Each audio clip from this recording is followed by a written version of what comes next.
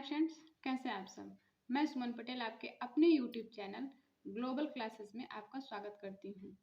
अगर आप चैनल पे पहली बार आए हैं तो चैनल को सब्सक्राइब कर दीजिए। ठीक है, आज हम पढ़ेंगे प्रश्नावली 1 का एफ। ठीक है, चलिए देखते हैं पहला नंबर क्वेश्चन। आपका पहला नंबर क्वेश्चन है, ये बहुविकल्पीय प्रश्न है।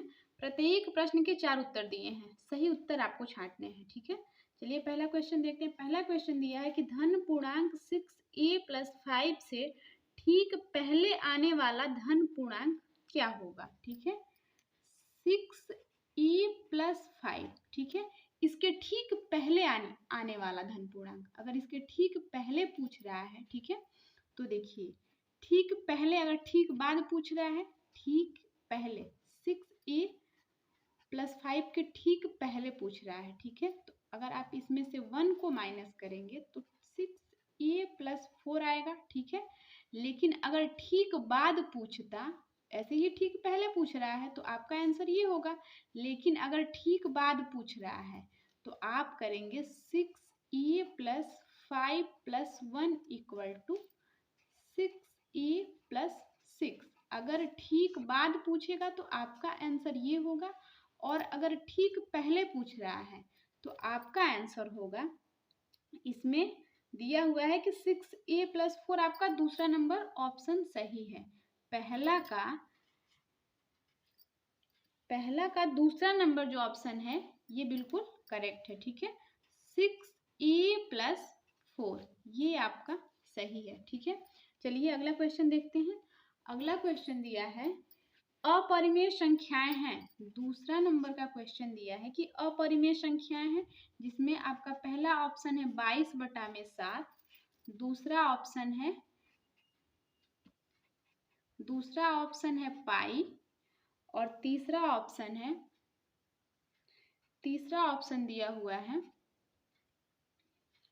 0.69, और चौथा ऑप्शन दिया हुआ है 5/16। ठीक है, और आपको इसमें से अपरिमेय संख्या छांटनी है। ठीक है बच्चों, तो देखिए अगर आपको याद होगा तो हमने कल ही परिमेय और अपरिमेय बताया था, और इसके पहले कई चैप्टर में, 2-3 चैप्टर में परिमेय अपरिमेय ही हम पढ़ रहे हैं।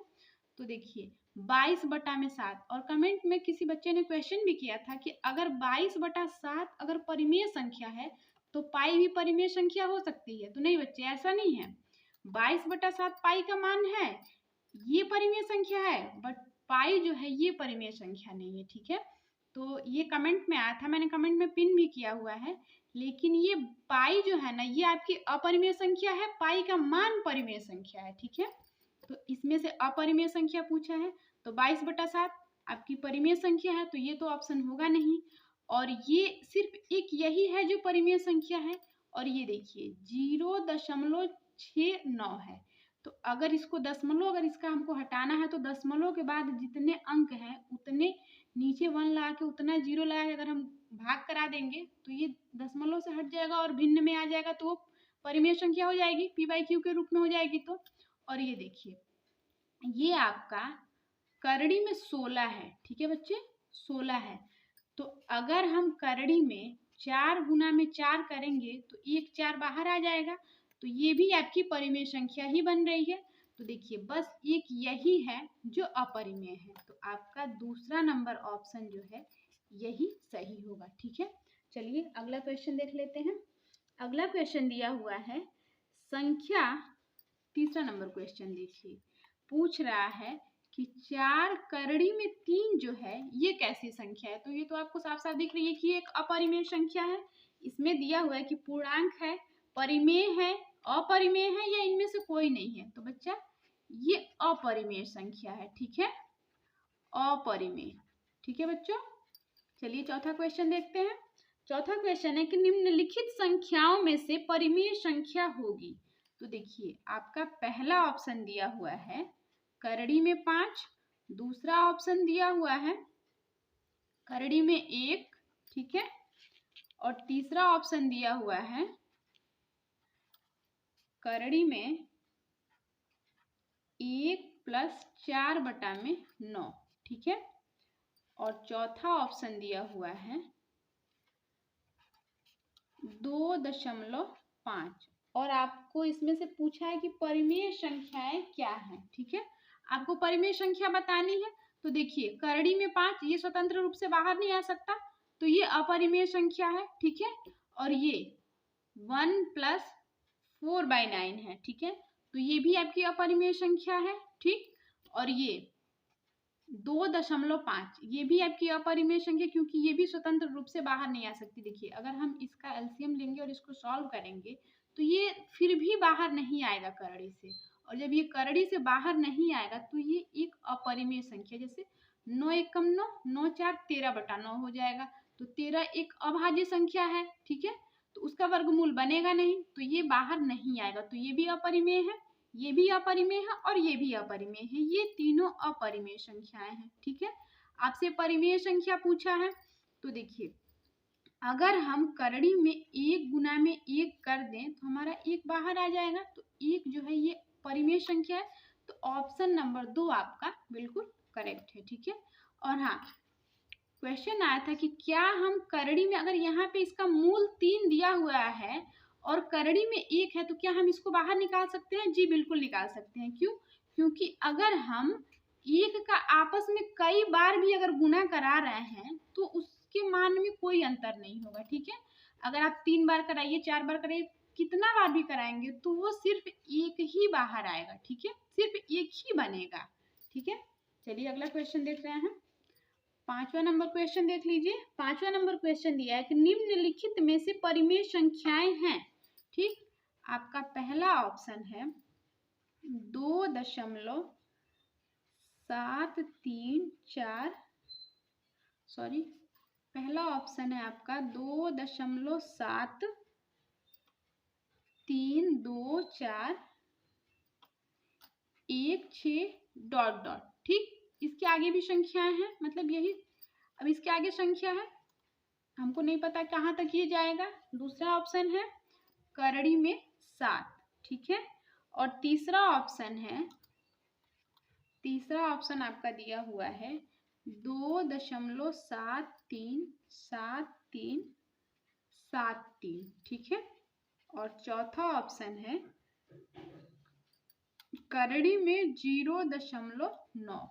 और इसमें से आपको बताना है कि कौन सी संख्या जो है वो परिमेय संख्या है। तो देखिए ये कहाँ तक संख्या जाएगी कंफर्म नहीं है, तो ये तो आपकी अपरिमेय संख्या होगी, बिल्कुल गलत है। करड़ी में 7 ये किसी भी संख्या का वर्गमूल नहीं है, तो ये भी आपकी अपरिमेय संख्या होगी, ठीक है। और देखिए ये 2.737373, यहाँ पे संख्या, इस नंबर जो है यहाँ पे स्टॉप हो गया, इससे आगे नहीं जाएगा, क्योंकि यहाँ पे ये डैश तो लगा नहीं है, तो ये जो है आपकी परिमेय संख्या है और ये भी आपकी अपरिमेय संख्या है, ठीक है बच्चों। चलिए 6वां नंबर क्वेश्चन देखिए। 6वां नंबर क्वेश्चन दिया है कि किसी पूर्णांक m के लिए प्रत्येक सम पूर्णांक निम्नलिखित रूप में होता है। आपसे सम पूर्णांक पूछा है, ठीक है। तो सम पूर्णांक के लिए आप क्या करेंगे, देखिए अगर कोई पूर्णांक है m है, तो सबसे पहले आप m इक्वल टू, मान लीजिए पूर्णांक 1 2 3 4 5 6 7, कुछ भी आप, जो भी नंबर चाहें आप मान सकते हैं, ठीक है। लेकिन इसमें से आपको क्या करना है, सम पूर्णांक बताना है कि किसी पूर्णांक m के लिए प्रत्येक सम पूर्णांक निम्नलिखित रूप में होगा। आपका पहला ऑप्शन है m, दूसरा ऑप्शन है m+1, m+1, तीसरा ऑप्शन है 2m, और चौथा ऑप्शन दे रखा है 2m+1, ठीक है।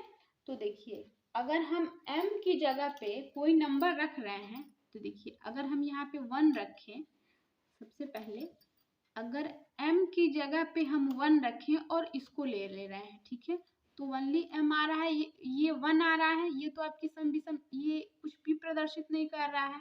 2 रखेंगे तो ये अगर आपका 1 आ रहा है, अगर 2 रखेंगे तो 2 आएगा, सम आएगा, 3 रखेंगे तो 3 विषम आएगा, फिर 4 रखेंगे तो सम आएगा, फिर 5 रखेंगे तो विषम आएगा। लेकिन अगर हम m+1 करें, m = 1 रखें, तो 1 + 1 करेंगे तो ये आपका सम आएगा। लेकिन अगर हम यहाँ पे 2 + 1 कर दें, जैसे यहाँ पे 1 दिया हुआ है और हमको ये m का मान कोई भी मान रख के हम चेक कर सकते हैं। तो अगर m की जगह पे अगर हम 2 रख रहे हैं तो एक बार आपका विषम आ रहा है ना बच्चों। अगर हम यहाँ पे 3 रख दें, 3 + 1 करें तो 4, एक बार सम आ रहा है और हमसे बस सम संख्या पूछा है। तो चलिए अब हम 2m रख के देख ले रहे हैं, ठीक है। अगर 2m रखें हम तो m का मान हमको क्या रखना है, 1 रखना है, ठीक है। तो 2 गुना में 1 करेंगे तो आपका 2 आएगा, ठीक है। अगर 2 गुना में 2 करेंगे तो आपका 4 आएगा। 2 गुना में 3, अगर हम m का मान रख रहे हैं, ठीक है। अगर हम m की जगह पे, जैसे देखिए ये 2 दिया हुआ है और m की जगह पे हम 3 रख रहे हैं तो 2 3 में 6। तो ये सारी संख्याएं कैसी बन रही हैं, सम संख्या बन रही है ना। तो यही आपका ऑप्शन सही होगा। तीसरा नंबर आपका ऑप्शन बिल्कुल सही होगा, ठीक है बच्चों। चलिए अगला क्वेश्चन देखते हैं।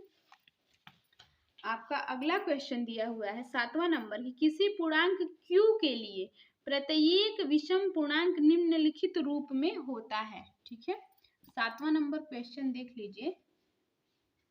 q के लिए प्रत्येक विषम पूर्णांक निम्नलिखित रूप में होता है, ठीक है। तो चलिए देखते हैं, पहले इसको सॉल्व कर लेते हैं। तो देखिए आपका पहला ऑप्शन दिया हुआ है, 7वां नंबर का पहला ऑप्शन है q, ठीक है। दूसरा ऑप्शन दिया है q + 1, ठीक है। तीसरा ऑप्शन दिया हुआ है 2q और चौथा ऑप्शन दिया हुआ है 2q + 1। चौथा ऑप्शन दिया हुआ है 2q + 1, ठीक है। देखिए अगर हम q = 1 2 3 4 कुछ भी मान सकते हैं, तो देखिए अगर यहाँ पे रख रहे हैं तो जो नंबर रखेंगे सिर्फ वही रहेगा।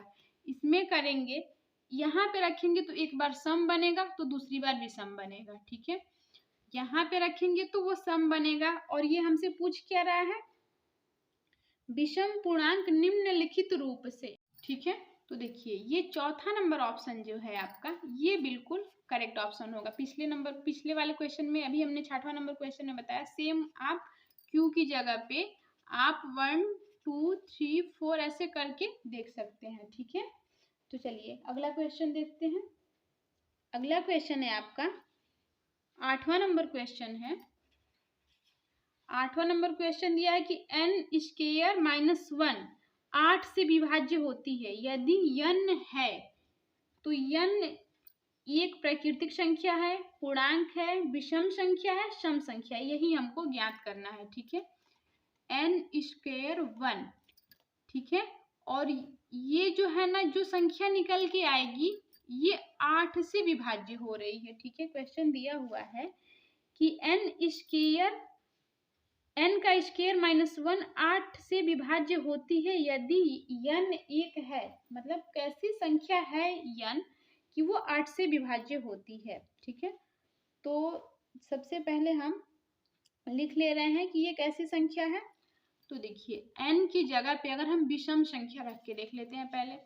अगर सम संख्या रखेंगे तो 2 दूना में 4, 4 में से 1 जाएगा तो फिर 3 बच जाएगा, ठीक है। तो 3 से 8 तो विभाज्य होगा नहीं होगा ना। अगर हम यहाँ पे कोई भी सम संख्या रखेंगे उसका दुगना होगा और फिर उसमें से -1 हो जाएगा तो वो आपकी विषम बन जाएगी। और विषम 8 जो है ये सम संख्या है तो वो विभाजित होगी नहीं। तो हम यहाँ पे रखेंगे n का मान रखेंगे, ठीक है। आप 1 3 5 7 9 11 कोई भी नंबर रख सकते हैं, ठीक है। तो देखिए n की जगह पे आप 1 रख लीजिए। अगर हम 1 का स्क्वायर करेंगे तो 1 ही होगा। 1 - 1 = 0, ठीक है। तो ये तो आप इसको छोड़िए। अगर हम 2 रखें तो 2 का स्क्वायर -1, सॉरी 2 नहीं रखेंगे, 3 रखेंगे। 3 का स्क्वायर -1 = देखिए 3 का स्क्वायर करेंगे तो 3 3 जा आपका 9 होगा। 9 - 1, 9 में से -1 करेंगे ये आपका 8 आ जाएगा। और 8 8 को विभाजित करेगा, 8 से 8 पूरी तरह विभाजित हो जाएगा, ठीक है। तो ये क्या बनेगा, विषम संख्या, क्योंकि हम विषम संख्या रख रहे हैं तभी तो ये कट जा रहा है, 8 विभाजित हो रहा है, तो ये बनेगी विषम संख्या, ठीक है बच्चों, विषम संख्या, ठीक है। यही आपका आंसर होगा, ठीक। ये ऑप्शन नंबर है आपका, कौन सा ऑप्शन है आप चेक कर लीजिएगा, तीसरा ऑप्शन है, ठीक है। ये आपका तीसरा ऑप्शन है, ठीक। चलिए अगला क्वेश्चन देखते हैं, 9वां नंबर। 9वां नंबर क्वेश्चन है कि यदि 65 और 117 के HCF को 65m माइनस 100, यदि 65 और 117 के HCF को 65m माइनस 117 के रूप में व्यक्त किया जा सके तो m का मान बताइए, ठीक है। 65 और 117, ठीक है, 117 इसके HCF को, तो हमने आपको HCF निकालने का तरीका बताया है। सबसे पहले आप 65 का गुणनखंड कर लीजिए, 65 का गुणनखंड करेंगे तो देखिए 13 पंजे 65 होता है, तो 5 गुना में 13, ठीक है। अब फिर 117 का कर लीजिए, 117 का 117 यानी कि 13 नवा में 117, तो यानी कि 3 गुना में 3 गुना में 13, ठीक है। HCF जो मिलता है हम उसको लिख लेते हैं, ठीक है। तो HCF आपका होगा, ये इसमें 13 मिल रहा है, इसमें भी 13 है और इसमें भी 13 है, दोनों में 13 है, तो इसका HCF जो है ये 13 होगा, ठीक है। अगर आपने ये वाला नहीं देखा है वीडियो तो आप जा करके चैनल पे वीडियो देख सकते हैं, ठीक है, कि HCF और LCM कैसे निकालते हैं, ठीक। तो देखिए ये आपका HCF आ गया 13। अब देखिए जब ये 13 आ गया तो हमसे क्वेश्चन यही पूछा है कि 65m माइनस 117 इसका मान बताना है हमको, ठीक है। तो m का मान बताना है, तो सबसे पहले आप इसका मान पूछा है तो 65m माइनस 117, ठीक है। अब ये किसके बराबर है, 13 के बराबर, इसके HCF के बराबर है, ठीक है।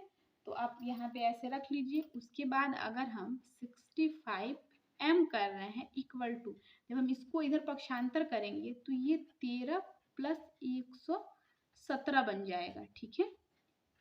13 प्लस 117 बन रहा है, तो इसको जोड़ दीजिए आप। 117 में जब आप 13 जोड़ेंगे तो ये कितना बनेगा, 130 बन रहा है, ठीक है, 130। तो m इक्वल टू देखिए 130, जब इधर गुना में है इधर आएगा तो बटा में चला आएगा, भाग में चला आएगा। अब 65 से 130 को काटेंगे, 2 बार में 65 गुना में 130, तो m इक्वल टू 2 आ गया, ठीक है। देखिए आपका ऑप्शन मैच कर रहा है। 9वां नंबर क्वेश्चन। दूसरा नंबर आपका ऑप्शन जो 2 है इसमें आपको 2 दे रखा है, यही आपका ऑप्शन सही होगा, ठीक है। अब 10वां नंबर क्वेश्चन देख लीजिए। 10वां नंबर आपका क्वेश्चन है कि वह सबसे छोटी संख्या जिसमें 70 और 125 को विभाजित करने पर क्रमशः शेषफल 5 और 8 प्राप्त होते हैं, ठीक है। 10वां नंबर क्वेश्चन है कि 70, ठीक है, और 125, इसमें से आपको माइनस, पहले आप इसका शेषफल माइनस कर लीजिए, ठीक है, क्योंकि 70 और 125 को विभाजित करने पर शेषफल प्राप्त हो रहा है 5 और 8, ठीक है। तो आप इसमें से इसको माइनस करेंगे तो 70 में से 5 को माइनस करेंगे आपका 65 आएगा, और 125 में से जब आप 8 को माइनस करेंगे तो आपको 117 आएगा, ठीक है। तो अब हम क्या करेंगे कि इसका गुणनखंड निकाल लेंगे, 65 का गुणनखंड कर लीजिए, तो ये 5 गुना में 13 होगा, अभी पिछले क्वेश्चन में किया था। 117 का गुणनखंड कर लीजिए, 3 गुना में 3 गुना में 13, ठीक है। और इसमें आपसे पूछा है कि सबसे बड़ी संख्या होगी कौन सी होगी। अब आप HCF निकाल लीजिए, HCF का फुल फॉर्म यही तो होता है, हाईएस्ट कॉमन फैक्टर, ठीक। तो ये आपका HCF आपका कितना निकलेगा, 13, और यही आपकी सबसे बड़ी संख्या होगी, ठीक है। ये आपका आंसर हो गया। देख लीजिए कौन से ऑप्शन में है, पहला ऑप्शन में 13 दे रखा है, ठीक है। चलिए अगला क्वेश्चन देख लेते हैं, 11 नंबर, ठीक है। 11 नंबर आपका क्वेश्चन है कि यदि दो धनात्मक पूर्णांक a और b को a इक्वल टू x का क्यूब y स्क्वायर और b equal to x y का क्यूब के रूप में व्यक्त किया जाता है तो x और y अभाज्य संख्या है तो HCF AB है। तो आपको इसका HCF बताना है, ठीक है। A इक्वल टू x का क्यूब और y का स्क्वायर दे रखा है, ठीक है। और B equal to x y का क्यूब दे रखा है, ठीक है। और इसको आपको बताना है कि A और B का HCF कितना होगा। तो सबसे पहले हम इसको क्या लिख सकते हैं, x इंटू x, क्योंकि इस पे 3 दिया हुआ है, 3 बार लिखना है हमको। फिर y को हम 2 बार लिख सकते हैं ना। फिर देखिए x को 1 बार लिखेंगे और y को 3 बार लिखेंगे, ठीक है। तो अब आपको HCF बताना है। तो हमने आपसे कहा था कि HCF में जो मिलता है उसी को लिखते हैं, ठीक है। तो देखिए इसमें क्या मिल रहा है, देख लीजिए आप। ये x आपका 1 बार मिल रहा है ना। तो आप सबसे पहले x को लिख लीजिए, ठीक है। आपका HCF ये x और ये x मिल रहा है। अब यहाँ पे y और यहाँ पे y मिल रहा है, आप y को लिख लीजिए। फिर ये y और फिर ये y, यानी कि y का स्क्वायर। यही आपका आंसर होगा। देख लीजिए कौन सा ऑप्शन मैच कर रहा है, x y का स्क्वायर, ठीक है। देखिए कौन सा ऑप्शन है, ऑप्शन नंबर सेकंड है। सेकंड ऑप्शन है x y का स्क्वायर, ठीक है। यही आपका करेक्ट है। चलिए 12 नंबर क्वेश्चन देखिए। 12 नंबर क्वेश्चन दिया हुआ है कि यदि दो धनात्मक पूर्णांक संख्याएं p और q को p equal to A B का स्क्वायर, ठीक है, और q equal to A Q B दिया है, तो आपको यहाँ पे a और b का एलसीएम बताना है, ठीक है। सॉरी, p और q का एलसीएम बताना है। जहाँ a और b अभाज्य संख्याएं हैं तो एलसीएम बताइए p और q का। तो देखिए हम इसको जैसे हमने पहले क्वेश्चन में किया है वैसे इसको तोड़ लेंगे, a इंटू बी, ठीक। और ये a इंटू a, क्योंकि a पे पावर 3 दिया हुआ है, ठीक है, इंटू b, ठीक है। तो देखिए अब एलसीएम का रूल दूसरा होता है और एचसीएफ का दूसरा होता है। एचसीएफ में जो संख्याएं मिलती हैं सिर्फ उसी को लिखते हैं, और एलसीएम में जो मिलती है उसको भी लिखते हैं और जो नहीं मिलती है उसको भी लिखते हैं। तो चलिए निकाल लीजिए एलसीएम। एलसीएम के लिए क्या करेंगे, जो मिल रहा है उसको भी लिखेंगे और जो नहीं मिल रहा है, देखिए इसमें ए मिल रहा है, आप ए को 1 बार लिख लीजिए। फिर ए और ए नहीं मिल रहा है, फिर आप ए को लिख लीजिए। फिर देखिए बी मिल रहा है, लिख लीजिए बी को। फिर ये बी नहीं मिल रहा है तो फिर आप बी को लिख लीजिए, ठीक है। तो ये आपका बनेगा, ये 3 बार है और ये 2 बार है, यानी कि ए क्यू बी का स्क्वायर, यही आपका एलसीएम होगा, ठीक है बच्चों। और ये आपके कौन से ऑप्शन में मैच कर रहा है, तीसरे नंबर ऑप्शन में, ठीक है। तीसरा नंबर आपका ऑप्शन है ए क्यू और बी स्क्वायर, यही आपका करेक्ट आंसर है, ठीक है। चलिए अगला क्वेश्चन देखते हैं। आपका अगला क्वेश्चन क्या है, देख लीजिए। देखिए अगला क्वेश्चन आपका 13 नंबर क्वेश्चन है कि एक शून्येतर परिमेय संख्या और एक परिमेय संख्याओं का गुणनफल होता है। तो देखिए अगर एक शून्येतर परिमेय संख्या और एक अपरिमेय संख्या का गुणनफल होता है, कल ही हमने बताया था कि अगर परिमेय में अपरिमेय जोड़ेंगे, घटाएंगे, गुना करेंगे, भाग करेंगे तो वो अपरिमेय ही बनेगा।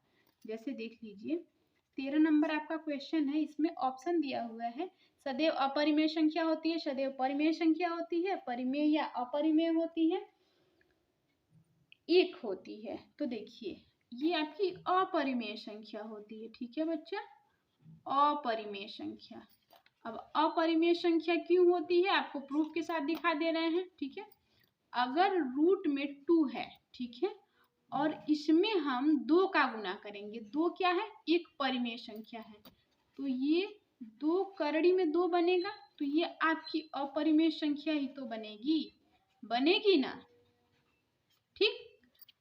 और अगर 2 है, ठीक, करड़ी में 2 है, प्लस का अगर हम इसमें 1 कर रहे हैं तो ये ऐसे ही रहेगा, रहेगा कि नहीं रहेगा?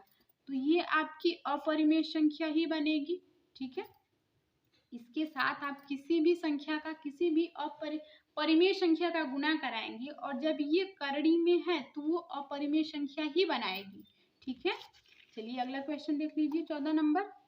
14 नंबर आपका क्वेश्चन है कि 1 से 10 तक की संख्या दोनों सम्मिलित है में से सभी संख्याओं के विभाज्य न्यूनतम संख्या है, ठीक है। तो आपको 1 से 10 तक का सबसे पहले एलसीएम निकालना होगा। निकाल लीजिए, 1 2 3 4 5 6 7 8 9 10। देख लीजिए 14 नंबर क्वेश्चन। 4 5 6 7 8 9 और 10, इन सब का हम एलसीएम निकाल लेते हैं, ठीक है। 2 से जाएंगे, 2 1 कम 2, 3 वैसे आ जाएगा, 2 दूना 4, 5 वैसे, 2 3 6, 7 वैसे, 2 चौको 8 और ये 9 वैसे और 2 पंजे 10, ठीक है। फिर 2 से जाएंगे, ठीक है, 1 वैसे, फिर ये 3, फिर 2 1 कम 2, फिर 5, फिर 3, फिर 7, 2 दूना में 4, फिर 9 और फिर ये 5 वैसे, ठीक है। फिर 2 से जाएंगे, 2 1 कम 2, सॉरी ये 1 1, फिर ये 3 वैसे आ जाएगा, 1, फिर 5 वैसे, फिर 3 वैसे, फिर 7 वैसे, फिर आपका 2 1 कम 2 और ये 9 वैसे, फिर ये आपका 5, ठीक है। अब हम 3 से जाएंगे, ठीक है, तो ये 1 1, ठीक, फिर ये 3 1 कम 3, फिर ये आपका 1, फिर 5, फिर 3 1 कम 3, फिर ये 7, फिर 1, फिर 3 3 में 9, फिर ये 5, ठीक है। देखिए अब हम फिर 3 से जाएंगे, 1 1 1 1, ठीक, फिर ये 5, फिर 1, फिर ये 7, फिर 1, फिर 1, फिर ये 5, ठीक है। फिर अब हम जाएंगे 5 से, 1 1, फिर 1, फिर 1, फिर 1, ये 1, फिर 7, फिर 1, फिर 1, फिर ये आपका 1, ठीक है। अब हम 7 से जाएंगे, ठीक है,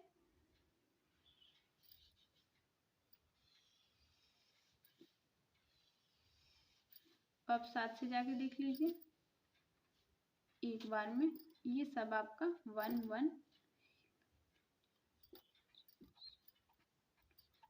ठीक है, सब आपका 1 1 हो गया। तो देखिए अब हम लिख सकते हैं इसको 2 गुना में 2 गुना में 2 गुना में 3 गुना में 3 गुना में 5 गुना में 7, ठीक है। 2 दूना 4, 4 दूना 8, 8 तिया में 24, 24 तिया 72, 72 पंजे 360 और 360 में आप 7 का गुना कराइए, 25 20, ठीक है। यही आपका आंसर होगा। देखिए कौन सा ऑप्शन मैच कर रहा है, आपका ऑप्शन नंबर मैच कर रहा है चौथा, 14 नंबर का चौथा ऑप्शन दिया हुआ है 25 20, ठीक है, यही आपका correct. Okay, and next question देख लीजिए। नेक्स्ट क्वेश्चन है आपका अगला क्वेश्चन 15 नंबर क्वेश्चन दिया कि परिमेय संख्या 15 नंबर, ठीक है। और जब भी पढ़ने बैठिए कॉपी पेन लेके बैठा करिए, ठीक है, ताकि आप इसको नोट करते रहेंगे तो जब भी आपको कोई चीज भूलेगी तो आप तुरंत नोट्स अपना देखेंगे, आपको याद आ जाएगा, ठीक है। 14,587 बटा में 1250, ठीक है, यही दिया हुआ है और लिखा है कि दशमलव प्रसार निम्नलिखित किन दशमलव के स्थानों के बाद जो है वो समाप्त हो जाएगा, ठीक है।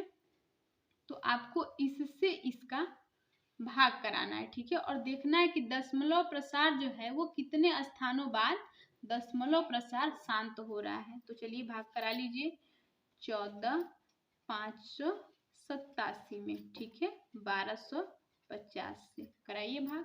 सबसे पहले हम एक बार जाएंगे तो ये 1250 ज्यों का त्यों, ये 8 0 और ये आपका 2 बच गया, ठीक है। फिर आप 7 उतार लीजिए। अब देखिए 8 फिर 5 फिर, ठीक है। अब देखिए आपका ये 2 बच गया। तो अब कितनी बार जाएंगे, फिर हम एक ही बार जाएंगे। एक बार जाएंगे तो ये 1250, ठीक है। ये 7 3 10 में से 2 जाए 8, ठीक है। ये आपका 0 आ गया 83 70। तो देखिए अब हम कितनी बार जाएंगे, ये 0 यहाँ पे जब हम डेसिमल लगाएंगे तब यहाँ पे 0 बढ़ेगा, ठीक है। तो देखिए अब हम कितनी बार जाएंगे, 6 बार जाएंगे, ठीक है। 6 बार जाइए, 6 पंजे 30 0 कैरी 3, 6 दूना में 12 12 और 3 15 कैरी 1, फिर 6 एक कम 6 6 और 1 7, ठीक। ये आपका 0 7 13 में से 5 जाए 8, खत्म, ठीक है। फिर यहाँ पे 0 बढ़ जाएगा। अब हम कितनी बार जाएंगे, फिर 6 बार ही जाएंगे क्योंकि ये 8300 था और ये 87 है। तो फिर 6 बार जाएंगे तो आपका 7500 भी आएगा। अब ये आपका 0 0 ये 2, ठीक है, और ये आपका 1, ठीक है। अब ये आपका हो गया 1200। अब हम यहाँ पे फिर 0 बढ़ा सकते हैं, ठीक है। जब हम इसमें 0 बढ़ाएंगे तो देखिए अब हम कितनी बार जाएंगे, 9 बार। चलिए 9 बार जाएंगे तो 9 0 9 पंजे 45 कैरी 4, फिर 9 दूना 18 18 और 4 22 कैरी 2 18 4 22 22 कर 2 कैरी 2 9 एक कम 9 और 9 और 2 11, ठीक है। और इसमें से आप इसको माइनस कर लीजिए। ये 0 10 में से 5 जाए 5, 9 में से 2 जाए 7 और ये आपस में खत्म, ठीक है। यहाँ पे एक 0 बढ़ा लीजिए। अब आप 6 बार जाएंगे तो ये 7500 आ जाएगा, ठीक है। ये आपस में खत्म, ठीक है। तो देखिए ये क्या बन रहा है आपका दशमलव प्रसार क्या बन रहा है, दशमलव प्रसार, ठीक है। आपका दशमलव प्रसार है 11.6696। दशमलव के बाद कितने अंक हैं, 4 अंक हैं, ठीक है। तो आप लिखिए 4 स्थानों तक, ठीक है, 4 स्थानों तक, ठीक है। ये आपका कौन सा ऑप्शन मैच कर रहा है, चौथा नंबर। आपका चौथा नंबर ऑप्शन दिया हुआ है 4, यही आपका करेक्ट आंसर है। तो हेलो दोस्तों, कैसा लगा वीडियो। अगर वीडियो अच्छा लगा तो लाइक करिए, चैनल को सब्सक्राइब करिए और ज़्यादा से ज़्यादा शेयर करिए, ठीक है। Thank you, thanks for watching.